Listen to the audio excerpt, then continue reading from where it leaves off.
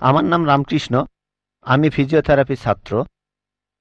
আমার প্রশ্ন হলো, আল্লাহর আদম হাওয়াকে সৃষ্টি করার কি প্রয়োজন ছিল, অথবা এই বিশ্ব জগৎ এগুলো সৃষ্টি করে কি উপকার পাবেন? আমার দ্বিতীয় প্রশ্ন হলো, সবকিছুই কেউ সৃষ্টি করেছে, তাহলে ঈশ্বর তাকেও অবশ্যই কেউ সৃষ্টি করেছে। আল্লাহ শব্দটার অর্থ কি? ভাই 3টা প্রশ্ন করেছেন। প্রথম প্রশ্নটা, আল্লাহ কেন আদম হাওয়াকে সৃষ্টি করলেন, এই সৃষ্টি করার কারণটা কি, বিশ্বজগৎ সৃষ্টির কারণ কি? আল্লাহ সৃষ্টি করেছেন আদম আর হাওয়াকে, তারা দুজনে শান্তিতে থাকুন, যাতে করে মানুষ যাতে আসতে পারে, তারা আমাদের সবার পূর্বপুরুষ। পবিত্র কোরআনে সূরা হুজুরাতের 13 নম্বর আয়াতে উল্লেখ করা হয়েছে, ইয়া আইয়ুহান নাসু ইন্না খালাকনাকুম মিন যাকরিন ওয়া উনসা ওয়া জাআলনাকুম শুউবান ওয়া কাবাইলা লিতাআরাফু ইন্না আক্রামাকুম ইনদাল্লাহি আতকাকুম ইন্নাল্লাহা আলিমুন খাবীর। হে মানুষ জাতি, আমি তোমাদের সৃষ্টি করেছি এক পুরুষ ও এক নারী হতে, আর তোমাদের বিভক্ত করেছি বিভিন্ন জাতি আর গোত্রে, যেন তোমরা অন্যের সাথে পরিচিত হতে পারো। এই জন্য নয় যে অন্যকে ঘৃণা করবে। আর আল্লাহর কাছে অধিক মর্যাদা সম্পন্ন সেই ব্যক্তি যার আছে তাকওয়া। আল্লাহ যেটার মাধ্যমে মানুষের বিচার করেন, টাকা পয়সা নয়, গায়ের রং নয়, জাতি বা গোত্র নয়, ধর্মমত নয়, সেটা হলো তাকওয়া। সেটা হলো আল্লাহকে মানা, ন্যায়পরায়ণতা, ধার্মিকতা। তাহলে আদম আর হাওয়া আলাইহিস সালাম, তারা আমাদের সবার পূর্বপুরুষ, আপনারও পূর্বপুরুষ, আমারও পূর্বপুরুষ, সব মানুষের। সেজন্য আপনাকে ভাই বলে ডেকেছি। ভাই, সব মানুষ ভাই ভাই। আল্লাহ বলেছেন, ইয়া আইয়ুহান নাস, হে মানুষ জাতি। আর পবিত্র কোরআনে সূরা ইসরার 70 নম্বর আয়াতে উল্লেখ করা হয়েছে, ওয়া লাকাদ কাররামনা বানি আদামা। আল্লাহ তাআলা মর্যাদা দিয়েছেন সব আদম সন্তানকেই।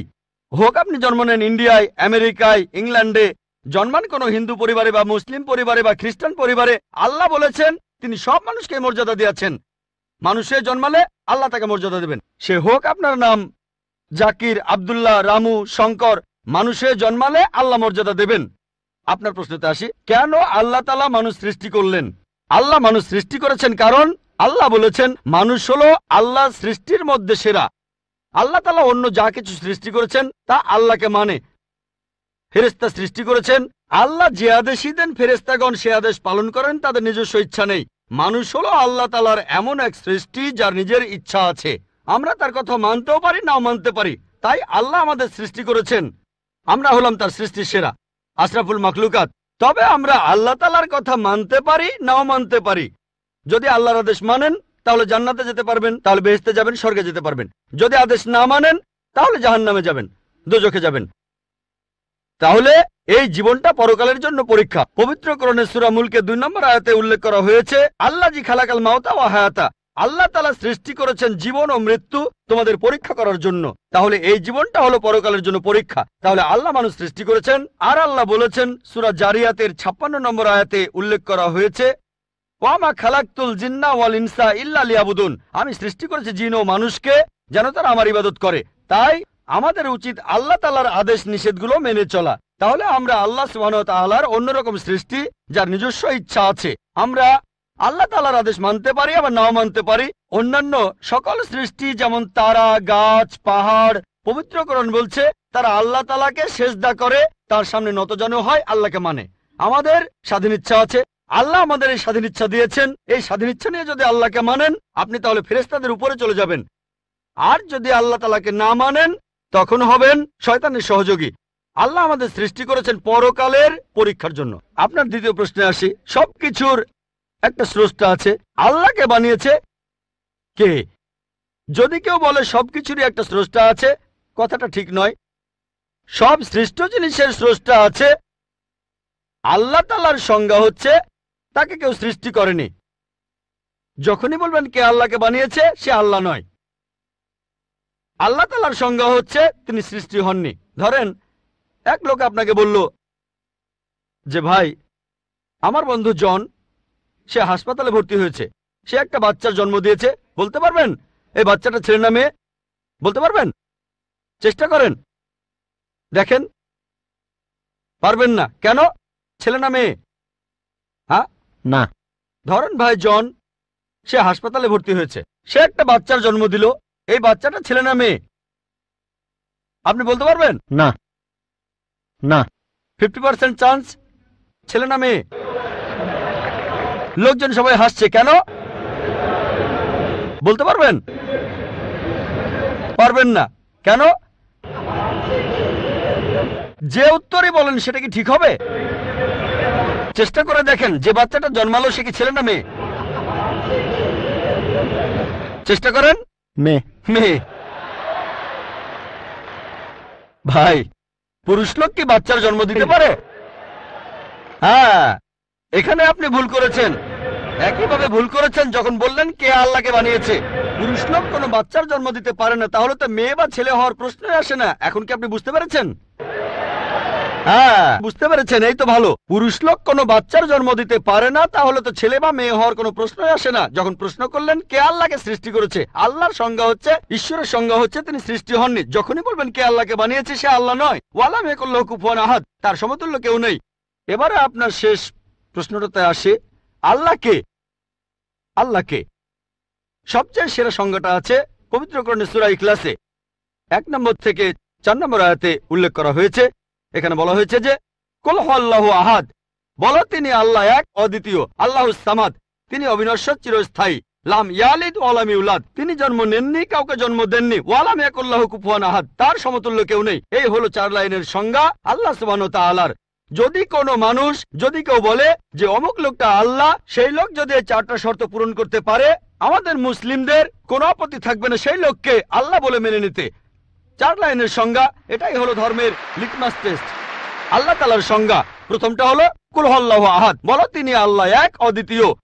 আল্লাহুস সামাদ, আল্লাহ অবিনশ্বর, চিরস্থায়ী। লাম ইয়ালিদ ওয়া লাম ইউলাদ, তিনি জন্ম নেননি, কাউকে জন্ম দেননি। ওয়া লাম ইয়াকুল্লাহু কুফুয়ান আহাদ, তার সমতুল্য কেউ নেই। যদি হিন্দু ধর্মগ্রন্থগুলো পড়েন, সেখানেও একই রকম কথা বলা হয়েছে, কুল হুয়াল্লাহু আহাদ। এটা পাবেন আপনাদের ছান্দোগ্য উপনিষদে 6 নম্বর অধ্যায় 2য় অনুচ্ছেদের 1ম পরিচ্ছেদে।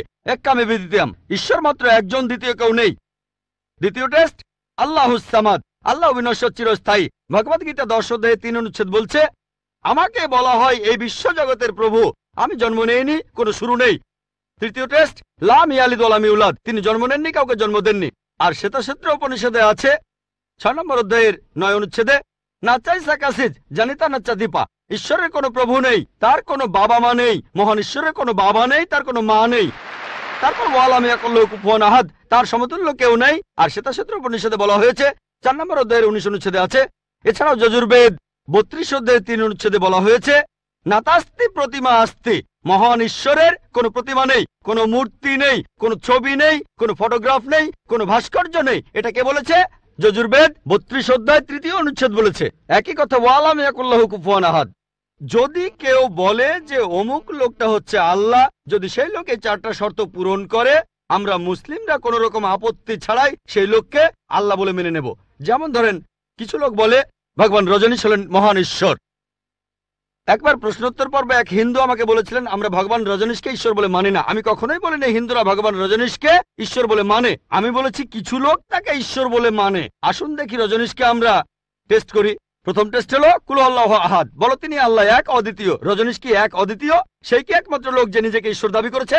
এরকম অনেক মানুষই ছিল, আর এই দেশে হাজার হাজার লোক নিজেকে ঈশ্বর দাবি করেছে। রজনীশ একমাত্র নয়।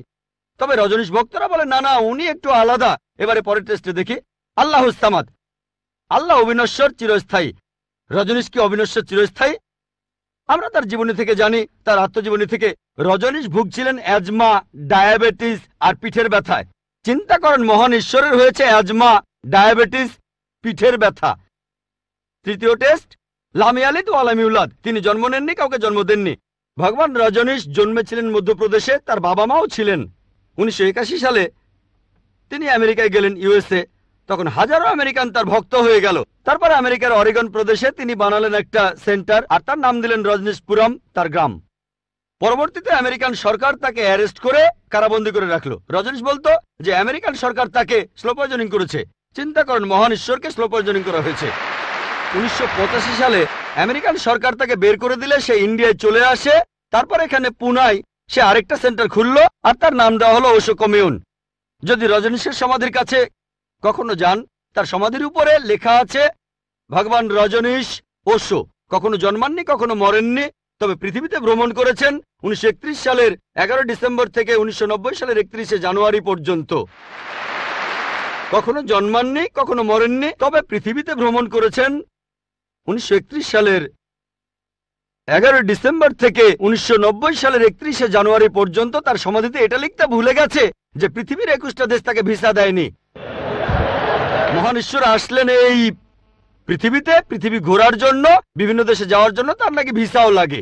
তখন গ্রিসের আর্কবিশপ বলেছিলেন, যদি রজনীশকে এই দেশ থেকে তাড়িয়ে না দেওয়া হয়, আগে তার ঘর পোড়াবো, তারপর ভক্তদের ঘর পোড়াবো। শেষ টেস্ট ওয়ালাম ইয়াকুল্লাহু কুফুয়ান আহাদ। পরীক্ষাটা এতই কঠিন যে একমাত্র আল্লাহ ছাড়া কেউই পাশ করবে না। যখনই আল্লাহর সাথে কারো তুলনা করবেন, সে আল্লাহ নয়। ওয়ালাম ইয়াকুল্লাহু কুফুয়ান আহাদ। এখন ভগবান রজনীশ অন্য অনেক মানুষের মতো মুখে দাড়ি ছিল, একটা নাক, দুটো চোখ, দুটো কান, দুটো হাত।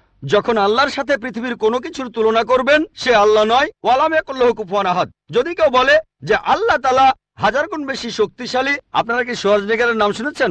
এই লোকের নাম কখনো শুনেছেন? কখনো শুনেছেন তার নাম? এই লোক একটা সময় ছিল মিস্টার ওয়ার্ল্ড, মিস্টার ইউনিভার্স, পৃথিবীর সবচেয়ে শক্তিশালী লোক, বিশ্বজগতের সবচেয়ে শক্তিশালী লোক। যখনই আল্লাহকে তুলনা করবেন কোনো কিছুর সাথে, হোক সেটা আর্নল্ড শোয়ার্জনেগার, হোক সেটা দারা সিং, হোক সেটা কিং কং, হোক সেটা 1000 গুণ বা লক্ষ গুণ, যখনই আল্লাহর সাথে এই পৃথিবীর কোনো কিছুর তুলনা করবেন, সে আল্লাহ নয়। ওয়ালাম ইয়াকুল্লাহু কুফুয়ান আহাদ। তার সমতুল্য কেউ নাই। তাহলে এই হলো 4 লাইনের সংজ্ঞা আল্লাহ সুবহানাহু ওয়া তাআলার পবিত্র কোরআনে আছে। আপনি যে ঈশ্বরের পূজা করছেন, ভাই, সেই ঈশ্বরকে সূরা ইখলাস দিয়ে টেস্ট করুন। যদি তিনি পাশ করেন, তাহলে সত্যিকারের ঈশ্বর, তা না হলে নকল ঈশ্বর।